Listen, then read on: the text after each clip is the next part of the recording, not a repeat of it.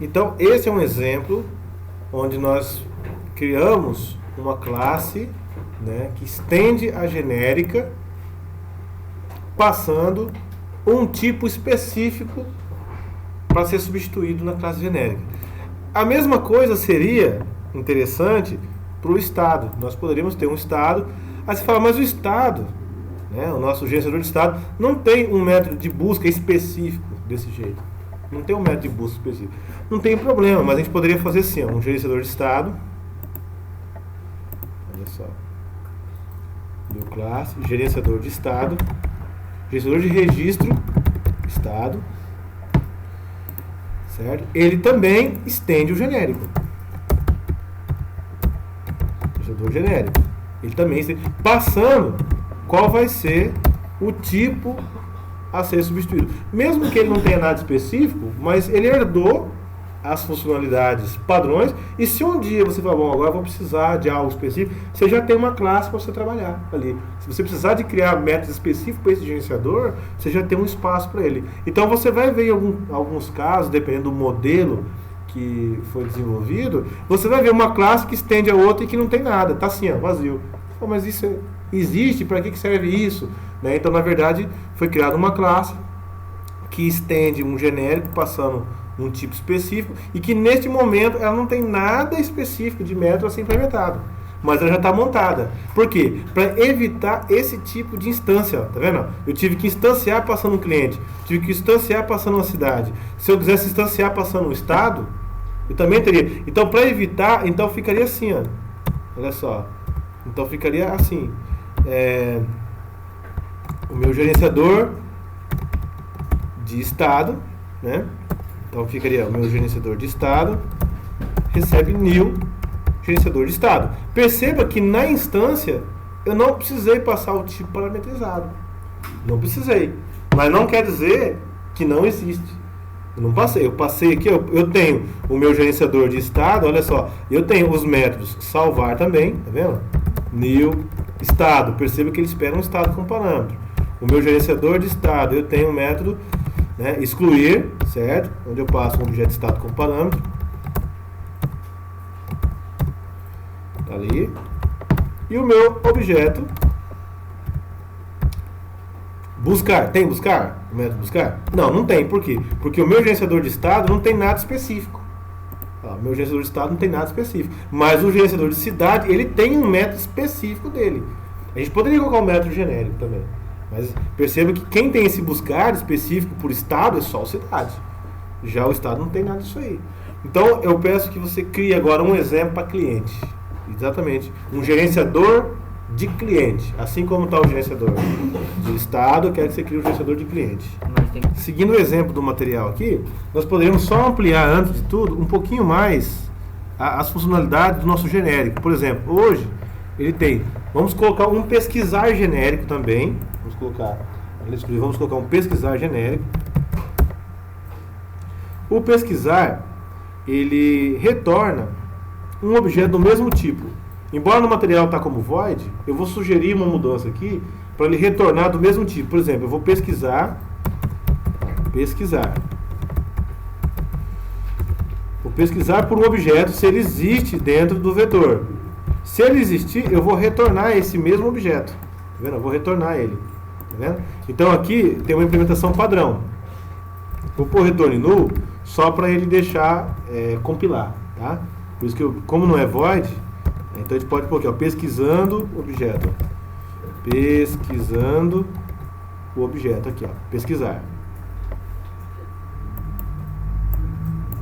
Beleza. Um outro método que eu gostaria de sugerir aqui é o método imprimir todos. Então, posso colocar aqui um public void. Aí, imprimir todos. Ali. Perceba que eu tenho aqui um método imprimir todos. Tá? Que ele não vai ter... o retorno dele é void. Aqui nesse caso o retorno também é genérico. Eu vou passar um objeto como entrada, com parâmetro, e ele vai me retornar um T. Se eu passar aqui, por exemplo, se for cidade, então eu vou passar uma cidade como parâmetro, ele vai pesquisar dentro do vetor e vai me retornar a cidade. Ah, encontrei. Eu encontrei.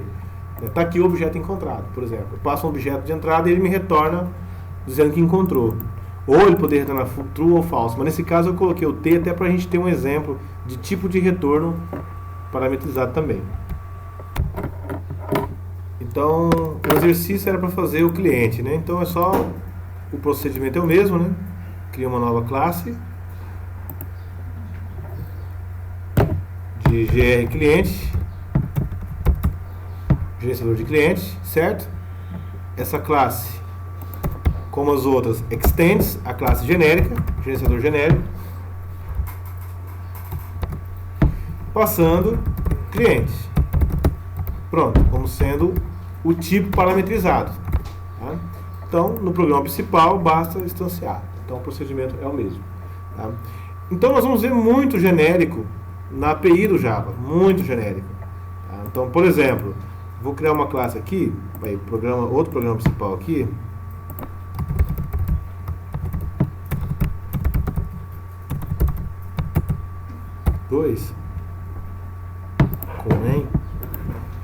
Para mostrar para vocês. Então no Java, por exemplo, existe uma interface chamada list. Olha só, list do Java, pacote Java útil. Tá vendo? O interface azulzinho. Ó. Presta atenção nesse íconezinho aqui, ó. Vem azulzinho de interface. Então existe uma interface no Java chamada list. Na hora de declarar, a primeira coisa que ele pede para você aqui, ó, é um tipo. A letra, pessoal, aqui apareceu a letra E, mas no nosso caso a gente colocou T. A letra é uma variável também. Então você pode colocar X, Y, Z. Tá? A gente vai acostumar a ver aí E e T. Tá? São os tipos mais utilizados, as letras mais utilizadas. Tá?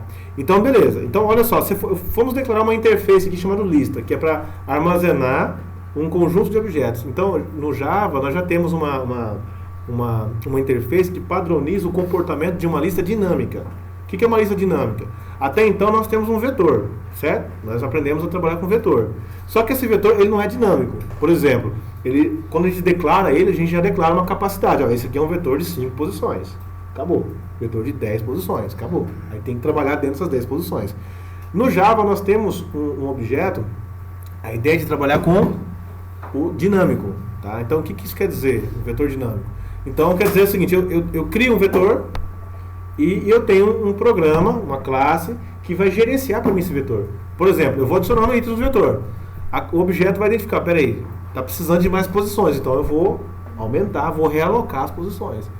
Tá? Então, conforme eu vou adicionando itens no meu vetor, esse objeto ele vai trabalhar essa questão de redimensionar, ou seja, de realocar esse vetor com mais posições para caber aqueles itens que estão sendo adicionados. Então, o conceito de lista dinâmica no Java permite a gente gerenciar um vetor sem termos a preocupação de cuidarmos do número de posições. Então, na verdade, ele que vai gerenciar para nós o auto-redimensionamento desse vetor. Então, essa aqui é a ideia. Então, a interface lista padroniza esse comportamento. Ela fala, ó, tudo que for uma lista, todo objeto que for uma lista, deverá ter os seguintes métodos. Então, nós vamos olhar aqui. Então, essa é a interface lista. Então, se nós observarmos aqui dentro da interface lista, ela estende de outra interface. Olha lá, a interface lista já estende de outra interface, collection, que diz, bom, para ser uma coleção, olha só, vamos vir aqui em cima, collection. Para ser uma coleção, toda coleção tem que ter um método implementado chamado size, que retorna o inteiro. Quer dizer o seguinte, uma vez que eu tenho um vetor na minha mão, eu tenho que ter um método para acessar a quantidade de posições que tem nesse vetor. Já não é mais aquele length, já é size. Eu tenho uma coleção. Então, uma coleção é um conjunto de objetos. Um conjunto de objetos. E não um conjunto de primitivos. Tem que ser objetos. Inteiros, objetos string, objetos cliente. Eu tenho uma coleção. Então, eu tenho que ter um método que me retorna a quantidade de itens que eu tenho na minha coleção. Então, a interface collect está padronizando. Está falando, se é uma coleção, então eu tenho que saber a quantidade. Se é uma coleção, eu preciso saber se ela retorna, se ela está vazia ou se ela não está vazia. Já é um método que está padronizando. Isso, empty ou não.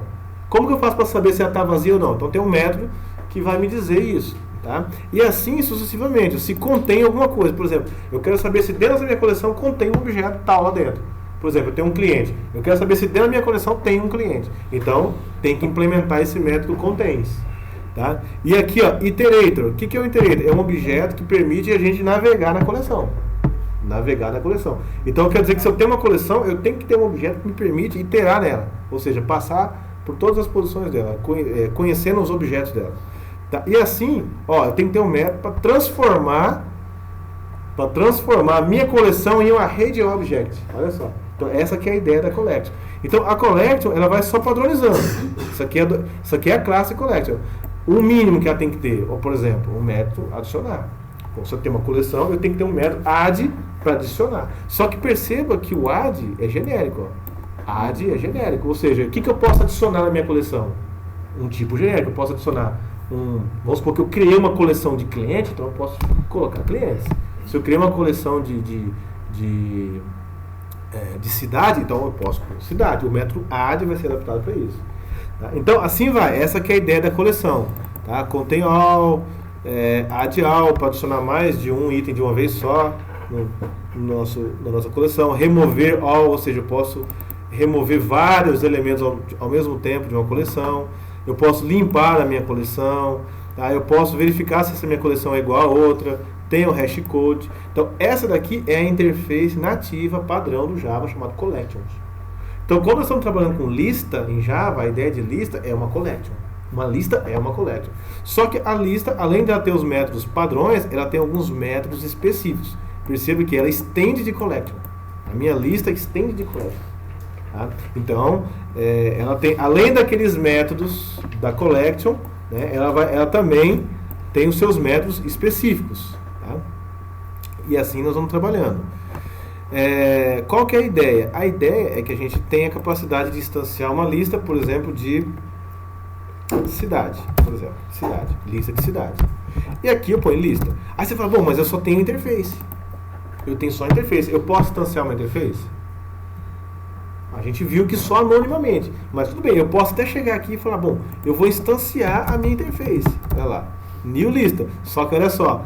Quantos métodos que eu não vou ter que implementar? Quantos métodos? Olha só o tanto de método que eu vou ter que implementar. Porque a interface só diz, para ser lista, você tem que implementar isso aqui. É com você. Certo? Nós estamos trabalhando com a interface. Só que é o seguinte, o Java foi bonzinho. Já deu pra gente uma classe, ou várias classes, que já implementam a lista, que é o comportamento padrão da lista. Já com seus métodos, aquele método que está dizendo aqui na lista, tem que existir um método add all, ou seja, adicionar mais de um elemento na minha coleção. Tem que existir um método remove, que me permite remover um item da lista. Tem que existir um método para adicionar. Então, no Java, nós já temos uma classe que implementa essa interface. Essa classe é chamada de ArrayList. Então, ao invés de instanciar aqui uma lista e a gente tem que se preocupar em implementar todos esses métodos, a gente vem aqui e instancia o ArrayList. Olha só, ArrayList, tá vendo? Pronto. Então, nós instanciamos uma classe que já garante todo o funcionamento da lista. Então, perceba aqui no ArrayList, cliquei no ArrayList, olha só, instanciei, ele já tem um construtor, já tem vários métodos internos para o gerenciamento interno e aqueles métodos da interface. Então, por exemplo, aqui, se você observar aqui a classe ArrayList, ele já estende uma outra classe chamada AbstractList, já estende, mas ele implementa a nossa lista. Além de implementar a lista, ele implementa o Random Access, Clonable e Serializable. Já é uma característica dele. Então, o que nós temos que entender é que nós temos uma classe chamada ArrayList, que também espera um tipo genérico, certo? Que estende uma classe abstrata, que já tem alguma coisa porque ele já é implementada, certo? E que implementa a interface list. Então, se ele implementa a interface list, então ele garante para nós aquelas funcionalidades, que é o que a gente já estudou de interface até agora. Ele garante para nós aquelas funcionalidades. Se ele garante para nós, então nós podemos fazer aqui uma lista apontando para o objeto ArrayList. Essa é a implementação padrão. Perceba que já está tudo implementado, olha só. Tudo implementado. Nós não precisamos nos preocupar em fazer o alocamento ou redimensionamento dinâmico do nosso vetor. Ele já tem um vetor interno, ele já trabalha internamente com o vetor. Olha lá, ele já tem um vetor aqui dentro dele, dinâmico, e esse vetor, né, esse vetor, né, que vai ser gerenciado, é ele que vai armazenar todos os objetos que vão trabalhar. Tá aqui. Só que esse vetor, ele não tem um tamanho fixo. É ele que vai armazenar. Então, internamente, ele sabe, através de seus métodos, gerenciar isso para nós. Nós não vamos nos preocupar. Então, isso quer dizer o seguinte, que se eu tenho uma lista de cidade, agora, ao invés de eu trabalhar com os colchetes, vetor na posição 0, vetor na posição 1, vetor na posição 2, nós não vamos mais trabalhar assim. Por quê? Porque não somos mais nós que controlamos as posições do vetor, o armazenamento direto no vetor. Então a gente vai chamar um método para fazer isso. Então a gente faz isso aqui, ó, lista.add. Só que como nós declaramos que é uma lista de cidade, então eu só posso passar cidade para essa lista. Eu não posso misturar nessa lista. Eu falei que é cidade, então eu só coloco cidade. Se eu falar que é pessoa, eu só coloco pessoa, né? Beleza, então eu vou adicionar aqui para cidade. Então eu venho aqui e estaciono new cidade. Pronto, tá ali, pus uma cidade. Vou chamar essa aqui, já tem um construtor sobrecarregado, né? Campo Grande. Beleza? Tá ali, estacia uma cidade. Então, na minha lista, eu vou adicionar agora, né, uma outra cidade. Então nós poderíamos fazer assim, por exemplo, new cidade. Vamos colocar aqui uma cidade turística aqui, bonito, vizinha aqui de Campo Grande, certo? Ctrl 1, eu vou colocar isso aqui numa variável local. Olha só, o retorno add. O que esse retorno quer dizer? Olha só, toda vez que eu adiciono, ele quer dizer o quê? Ele me retorna um valor booleano, dizendo se ele incluiu no meu, que ele conseguiu incluir no meu vetor. Mas não vou preocupar com isso aqui não. Mas eu poderia colocar esse cara aqui numa variável, esse daqui. Por exemplo, eu poderia chegar aqui e falar assim, bom, eu vou colocar aqui numa variável cidade C e colocar assim, ó, C. Então a forma como eu vou colocar dentro do meu objeto, tanto faz. Eu posso ter já alocado separadamente o meu objeto cidade e simplesmente passar ele como parâmetro aqui, ó. Como por exemplo, bonito. Bonito. Então eu tenho na posição aqui, ó, na posição 0 do meu vetor, eu tenho um objeto cidade, Campo Grande. Aqui eu só declarei o objeto e aqui eu coloquei na posição 1 do meu vetor, eu tenho um objeto cidade também. E assim eu estou alocando no meu vetor várias posições aqui, vários objetos. Aí você fala, bom, eu quero percorrer essa lista, né? Eu estou colocando na lista, eu quero percorrer essa lista.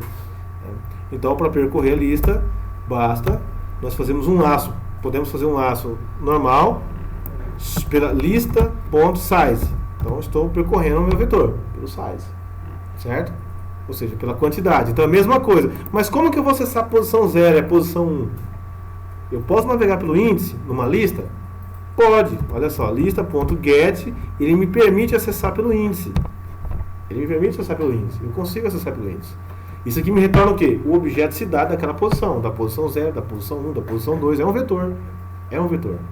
Tá? Então eu posso acessar essa cidade, né? Nossa, cidade C daquela posição. Da posição 0, da posição 1, da posição 2, da posição 3. Né? Posso imprimir esse meu C. Se tiver um toString no meu cidade, vai mostrar lá o nome da cidade. Não sei se tem um toString, vamos verificar. Já tem um toString que mostra até o estado. Tá? Então, mas eu não quero mostrar o estado. Quero mostrar só a cidade. Então eu ponho aqui get nome. Pronto, tá ali. É isso aí. Então na hora de rodar, para testar, tranquilo, mesma coisa. Tem em outros erros, em outras classes, né, por isso que ele fica avisando. Então tá ali, ele mostrou, né, os objetos que estão na lista. O próximo exemplo, olha só, o próximo exemplo de iteração, nós podemos usar aquele for.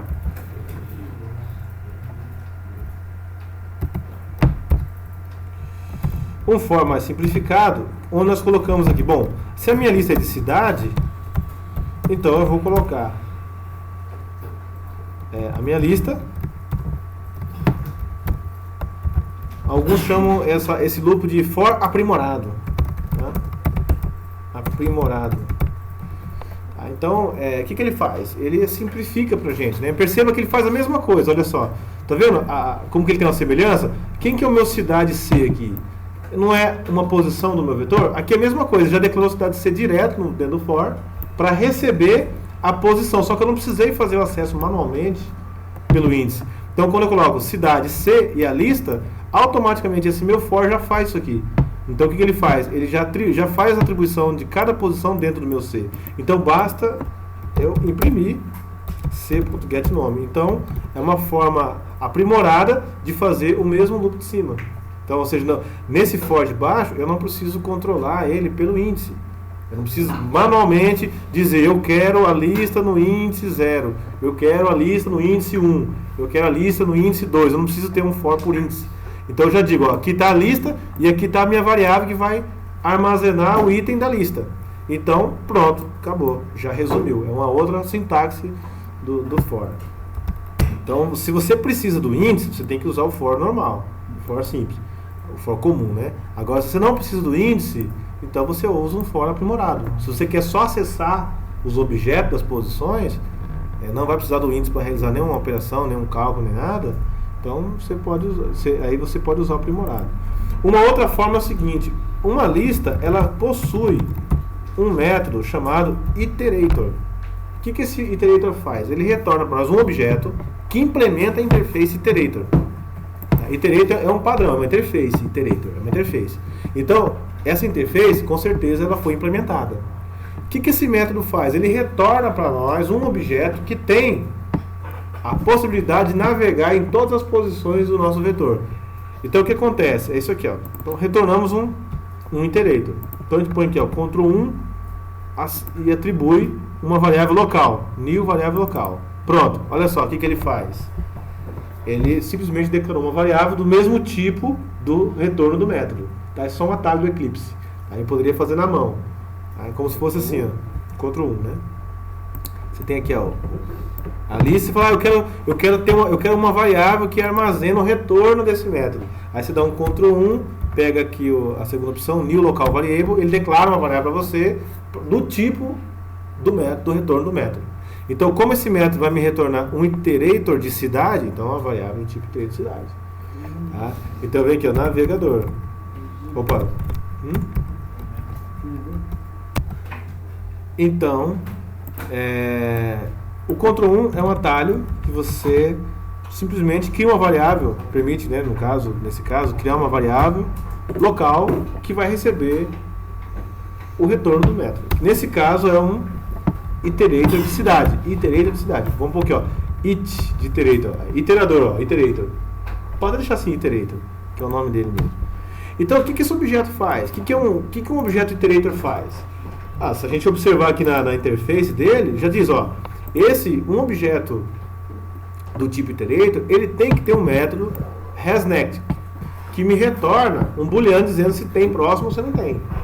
Um objeto do tipo iterator, ele tem que ter um método next, que me permite ir para frente, navegar, chegar na primeira posição da minha coleção. Toda vez que eu dou um next, ele vai para a próxima posição. Next, vai para a próxima posição. Next.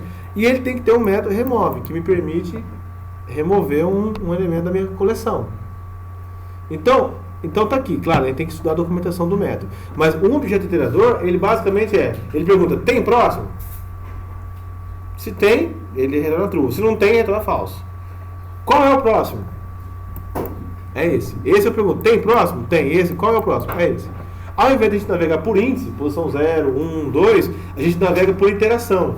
Tem próximo? Tem. Então me dá o próximo. Next. Tem próximo? Tem. Então me dá o próximo. Next. Tem próximo? Tem. Então me dá o próximo. Next. Você não navega por posições. Você navega por iteração.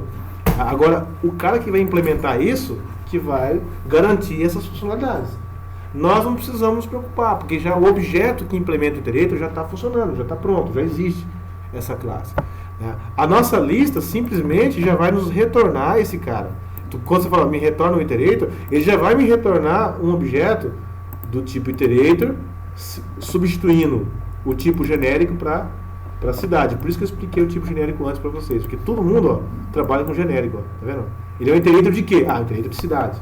é o iterator de cliente, é o iterator de pessoa, é o iterator de estado, é o iterator. Ele navega uma coleção independente do seu tipo. O tipo é genérico. Navega numa coleção de cidade, então é o iterator de cidade. Se eu navego numa coleção de estado, então eu sou um iterator de estado. E assim sucessivamente. Tá? Então, beleza, uma outra forma de navegar é essa. Eu faço assim, lista, me dá um iterator. Aí tá bom, ele vai me dar um objeto que tem a implementação daqueles métodos. Tem próximo, não tem próximo. Se tem próximo, me dá o próximo. Tá? Então é uma outra forma de navegação. Tá? Que já está implícita aqui dentro do for aqui aprimorado. Então a gente coloca assim. Pode ser até o while aqui nesse caso. Porque o for, a gente trabalha normalmente com posições, né? A gente pode pôr aqui, ó. Enquanto o meu iterator has next, como a gente viu que tem um método, retorna true. Tem próximo? Tem. Ah, então tá bom. Então me dá o próximo. Então eu venho aqui e coloco cidade, C, me dá o próximo. Me dá o próximo. Tá bom, eu quero o próximo. Como o meu iterator já é de cidade, então ele sabe que o próximo é uma cidade. Porque a gente falou, o meu iterator é de cidade. Então, toda vez que eu der o próximo, ele vai me retornar o objeto no momento. E aqui eu faço a impressão da mesma forma. Só para você conhecer. Vou imprimir o nome da minha cidade. Aí, uma outra forma de impressão. Tá? Então, imprimindo normal e imprimindo com... Ó, imprimindo com iterator. For aprimorado, imprimindo por índice. Por índice, pelo for aprimorado sem índice, ou imprimindo com iterator, pelo iterator. Tá? São formas de se iterar sobre uma collection. Qual que se usa mais? Então depende, se você precisa do índice, você vai usar essa aqui. Se você não precisa do índice, você pode usar essa ou essa. Tá? Então vai depender da situação. Tá? Olha só, foi perguntado aqui por que o while, né? Então, nesse caso do while, é porque a sintaxe do for, ele é mais apropriado para você trabalhar com o índice ou dessa forma aprimorada. Né? Mas é possível também fazer isso aqui com for? Seria, mas seria um pouquinho diferente. Seria assim, bom, eu teria que pular a parte da declaração de variável, colocar a minha condição. Eu pularia aqui essa parte, né?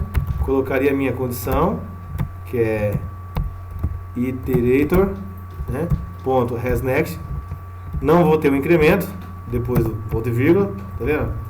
Não tem incremento. E agora eu vou colocar o abre fecha chaves. Vou declarar uma cidade. C recebe o meu iterator, né? Ponto next. E o siso, mesma coisa aqui. Opa. C.get nome. Perceba que no for, olha só, como eu não tenho a necessidade de trabalhar com declaração de um controle de índice, né, então ele ficaria assim, daria para fazer também. Mas ó, então já que vai trabalhar dessa forma, é mais viável trabalhar com while. Mas isso aqui também funciona. Tá? Porque esse espaço aqui está reservado para a gente declarar variáveis. E aqui para fazer o último passo do for. Como nós não precisamos desse controle de índice, então não tem necessidade de declarar um for. Então a gente trabalha com while nesse caso. Olha só. Aí você fala assim, mas será que eu poderia tirar os pontinhos aqui e ficar igualzinho coisa? Não tem como. A sintaxe dele já diz. Ó. Olha lá. Nós temos que inserir os dois pontinhos. Por quê? Porque esses pontinhos fazem parte da sintaxe do for. Então nosso for vai ficar assim, ó, meio manco, assim, meio faltando um pedaço, sabe? Então, pra gente não fazer o for desse jeito, que não tem necessidade, então a gente pode usar a estrutura while, que ele já tem já tem essa sintaxe onde você põe só a condição. A gente precisa só da condição, mais nada. A gente não precisa declarar nada, da estrutura e nem o incremento. Então, se nós formos estudar toda a estrutura de collections, né, nós temos algo semelhante a isso aqui.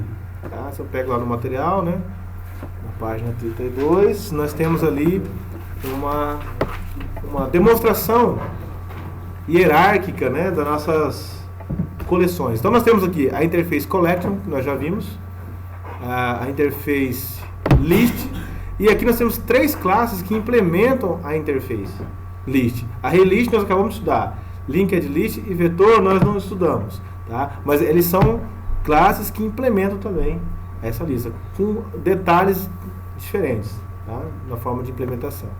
Nós temos uma outra collection, que é o set. Então, o que o set faz? Ele já armazena no modelo de hash. Então, nós pensamos num conjunto. Aqui nós pensamos em um vetor, onde cada posição tem o seu índice, posição 0, 1, 2, 3. Aqui nós já trabalhamos com o conceito de hash. Então vamos imaginar um conjunto onde não existe a posição com vários itens. Aí nós vamos verificar. A diferença básica do list e do set é o quê? É que o set ele permite apenas registros únicos, objetos únicos. Ou seja, não permite duplicados. Já no list você consegue colocar objetos repetidos. Eu posso colocar vários objetos iguais dentro de uma lista, enquanto que num set eu já não consigo colocar. Tá? Então, os dois trabalham com o conceito de collection.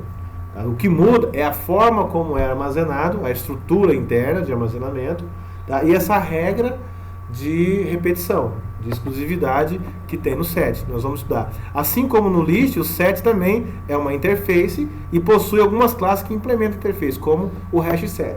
Então, da collection, nós vamos estudar duas. List e array-list, set e hash set. Tá?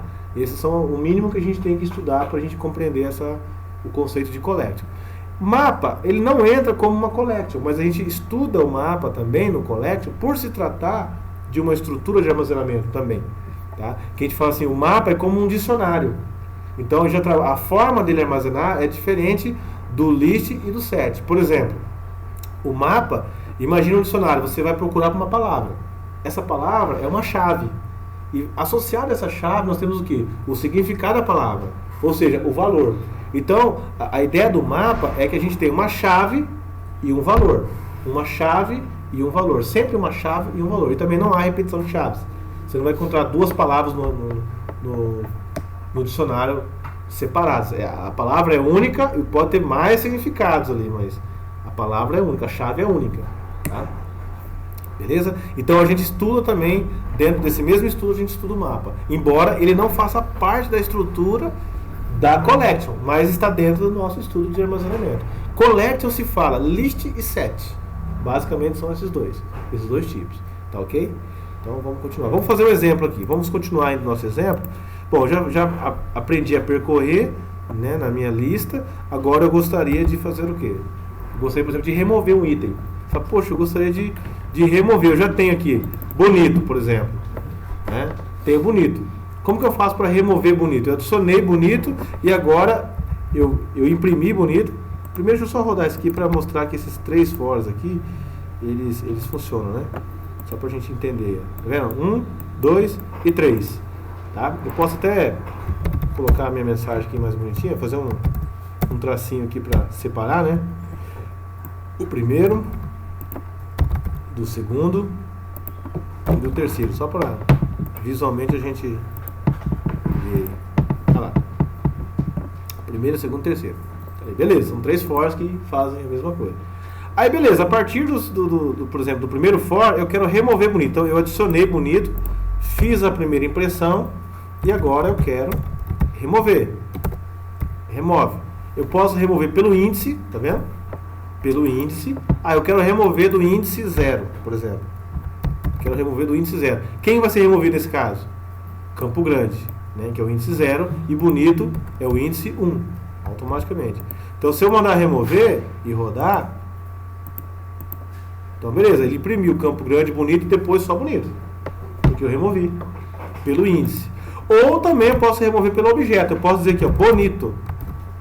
Quero remover bonito, não quero remover pelo índice. Isso se chama o quê? Sobrecarga.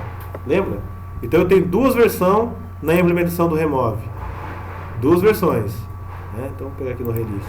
Então nós temos um remove que espera um objeto de entrada e nós temos um outro remove que espera o índice. Eles são implementações diferentes. Mas aqui nós temos o quê? Uma sobrecarga de método. A gente estudou isso aí. Nesse ele espera um inteiro, o mesmo método, remove, espera um inteiro, e o outro, remove, espera um objeto. Certo? O remove que espera um inteiro, ele retorna o próprio objeto que ele removeu. Tá? Então ele remove e retorna o objeto pelo inteiro. Esse daqui, ele só retorna booleano. Ele fala, não, eu consegui remover ou não removi. Tipo assim, ou ele estava na lista ou ele não estava na lista. Tá? Então perceba que tem uma diferença aí. Mas ambos fazem a mesma coisa, a remoção. Tá? Então vamos tentar remover dessa forma. Perceba que deu certo, ele removeu pelo objeto. Então, o método remove, ele saiu procurando pelo elemento. A hora que ele viu, puxa, essa instância de bonito está aqui, então eu vou remover. Ele vai pela instância. Então removeu. Com isso nós estudamos o método add para adicionar, o método get para consultar e o método remove. Tá? Poderíamos também usar um exemplo aqui do método, por exemplo, tem uma lista, né? Lista ponto. Contém. Será que eu posso buscar se um objeto está contido na minha lista?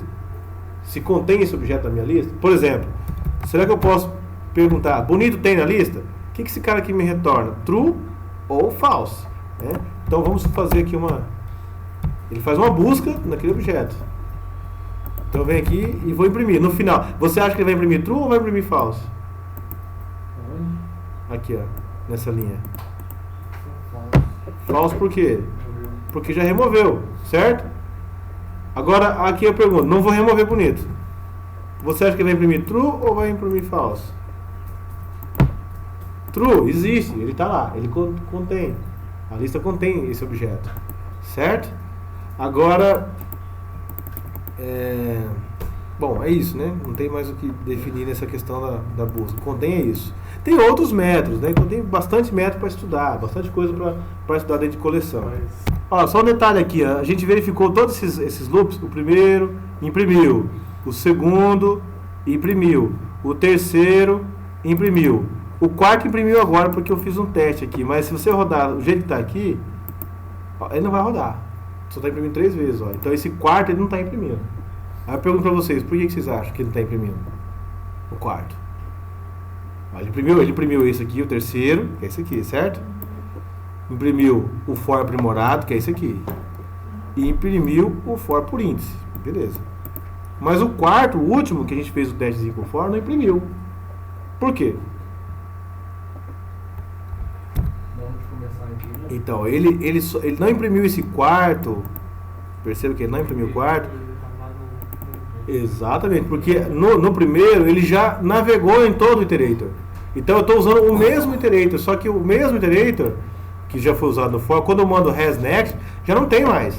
O primeiro já iterou tudo. Então, quando eu chego aqui no próximo, falo iterator, has next, não tem mais. Então, nesse caso, o que eu teria que fazer? Reiniciar o meu iterator. Ó. Iterator recebe. Aí, só para poder exemplificar esse for, eu teria que voltar do zero, reiniciar o meu iterator, aí sim eu consigo rodar ele novamente. Olha lá, agora sim, 1, 2, 3, 4. Então foi até bom ter dado esse exemplozinho para mostrar esse conceito de iterator. Eu usei uma vez no for, então eu iterei tudo. Então não tem mais o que iterar. Agora eu reiniciei o meu iterator e agora sim a gente consegue mostrar.